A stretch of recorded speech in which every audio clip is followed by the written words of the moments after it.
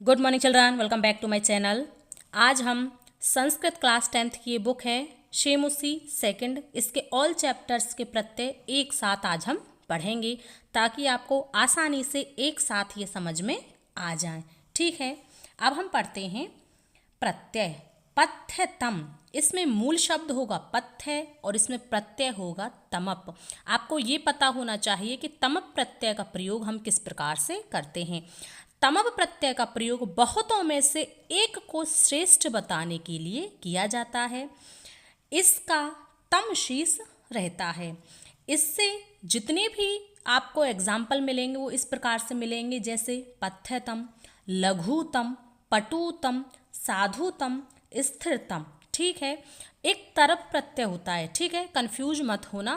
तरप प्रत्यय का प्रयोग दो में से किसी एक को श्रेष्ठ बताने के लिए किया जाता है, परंतु तमप प्रत्यय का प्रयोग बहुतों में से एक को श्रेष्ठ बताने के लिए किया जाता है।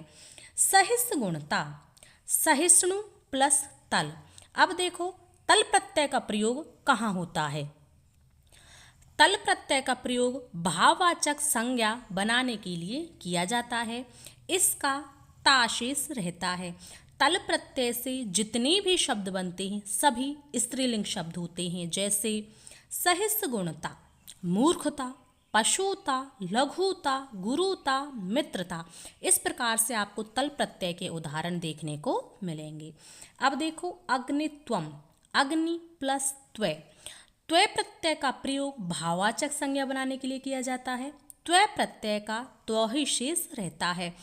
त्वय प्रत्यय से जितने भी शब्द बनते हैं सभी नपुंसक लिंग में होते हैं, जैसे अग्नित्वम, महत्वम, पशुत्वम, लघुत्वम, गुरुत्वम, समत्वम। ठीक है, इस प्रकार से आपको त्व प्रत्यय के उदाहरण मिलेंगे। जैसे देखो स्थिरत्वम, स्थिर प्लस त्व। लाघवम, लघु प्लस अण। तमप प्रत्यय, तल प्रत्यय और त्व प्रत्यय, ये तीनों ही प्रत्यय आपके तद्धित प्रत्यय के अंतर्गत आते हैं। तद्धित प्रत्यय यानी कि वे प्रत्यय जो शब्दों के अंतर्गत आते हैं, यानी कि शब्दों के पीछे लगते हैं। कृत प्रत्यय वो होते हैं जो धातुओं के पीछे लगते हैं, और तद्धित प्रत्यय वो होते हैं जो शब्दों के पीछे लगते हैं। अब देखो यह प्रत्यय आपके चैप्टर 8 के प्रत्यय हैं। सबसे पहले देखो ल्यप प्रत्यय। ये ल्यप, कत, कतवतु, तुमुन, ये सभी प्रत्यय कृत प्रत्यय के अंतर्गत आते हैं, यानी कि ये सभी धातुओं के पीछे लगते हैं। ठीक है, धातुएं क्या होती हैं? धातुएं जो हमारी क्रियाएं होती हैं, करना, बैठना, उठना, ये सभी क्या होती हैं? ये सभी आपके जो क्रियाएं हैं इन्हीं को हम संस्कृत में धातु कहते हैं। ठीक है, ल्यप प्रत्यय।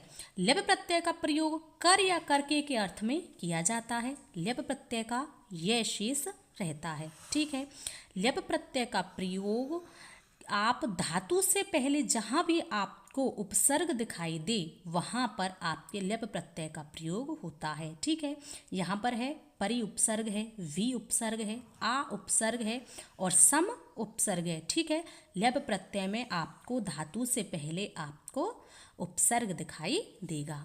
अब देखो कत प्रत्यय। कत प्रत्यय का प्रयोग भूतकालिक अर्थ में किया जाता है।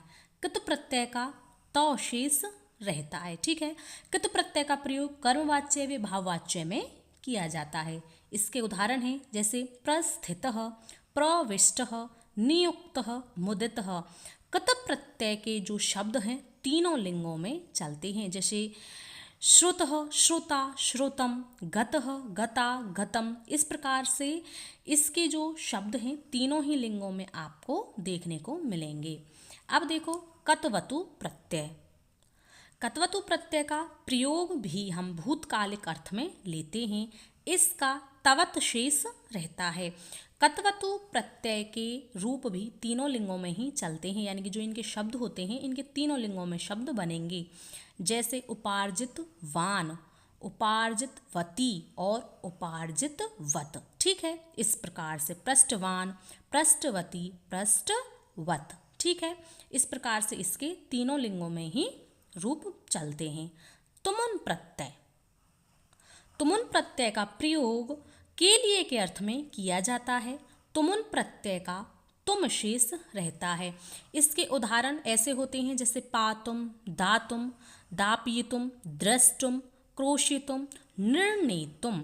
ठीक है, यानी कि इनके जो अर्थ होते हैं वो इस प्रकार से होते हैं जैसे ज्ञातुम जानने के लिए, नेतुम ले जाने के लिए, प्रष्टुम पूछने के लिए, द्रष्टुम देखने के लिए, क्रेतुम खरीदने के लिए। ठीक है, इस प्रकार से आपको इसके उदाहरण मिलेंगे। अब देखो, यह आपके चैप्टर 10 के प्रत्यय हैं। परिवर्तितवती, इसमें परि उपसर्ग व्रत प्लस कतवतु। ठीक है, यह धातु है, यह स्त्रीलिंग में है इसलिए यहाँ पर स्त्री शब्द लिखा हुआ है। ठीक है, धृतवान, ध्री प्लस कतवतु। अभी मैंने आपको बताया था कि कतवतु प्रत्यय का प्रयोग कहाँ होता है। ठीक है, भूतकालिक अर्थ में होता है। हसन, इसमें हस धातु और क्षत्रि प्रत्यय है। क्षत्रि प्रत्यय का प्रयोग किसी कार्य को करते हुए के अर्थ में किया जाता है। क्षत्रि प्रत्यय का अत शेष रहता है। ठीक है, इसके जो क्षत्रि प्रत्यय है इसका प्रयोग हम परस्मैपदी धातुओं के साथ किया जाता है। परस्मैपदी धातुएं कौन सी होती हैं? जैसे पठति, पठतः, पठन्ति, ये होती हैं आपकी परस्मैपदी धातुएं। ठीक है, जो हसन है यह पुल्लिंग शब्द है, इसके जो शब्द होते हैं तीनों लिंगों में होते हैं। ठीक है, अब देखो, विशीर्णा, वि उपसर्ग श्री धातु, कुतः यानी कि टाप, ये वो उसमें है, पुल्लिंग शब्द है। प्रचलंती, सॉरी टाप स्त्रीलिंग शब्द है। प्रचलंती, प्रचल क्षत्रि प्रत्यय, यह स्त्रीलिंग है इसीलिए यहाँ पर स्त्री लिखा हुआ है। प्रचलंती क्षत्रि प्रत्यय है, यह इसके रूप तीनों लिंगों में चलते हैं। हतः, हन प्लस इसमें कतः प्रत्यय है। ये थे आपके क्लास 10th की बुक के ऑल चैप्टर्स के प्रत्यय। मैंने आपको बहुत ही अच्छे से समझा दिए हैं। उम्मीद करती हूँ आपको बहुत ही अच्छे से समझ आ गए होंगे। वीडियो अच्छा लगे तो वीडियो को लाइक करें, शेयर करें और चैनल को सब्सक्राइब अवश्य कर लें। इसी प्रकार की और भी वीडियो मैंने अपने चैनल पर अपलोड कर रखी हैं, जैसे क्लास 9th के ऑल चैप्टर्स के प्रत्यय, ऑल चैप्टर्स की वीडियो और प्रत्यय की भी मैंने स्पेशल वीडियो बना करके अपने चैनल पर अपलोड कर रखी हैं। बहुत ही सरल तरीके से प्रत्यय पढ़ाए हुए हैं। यदि आपको प्रत्यय नहीं आते हैं तो आप मेरे चैनल पर जा करके देख सकते हैं। बहुत ही सरल तरीके से आपको प्रत्यय समझ आ जाएंगे।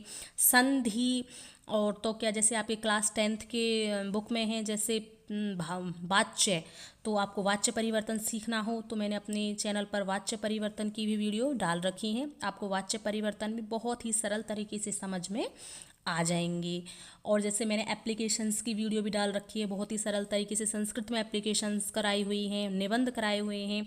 यदि आपको वीडियो देखनी है तो चैनल पर वीडियो अपलोड है, आप जा करके देख सकते हैं। वीडियो अच्छा लगे तो वीडियो को लाइक, शेयर और चैनल को सब्सक्राइब अवश्य करें।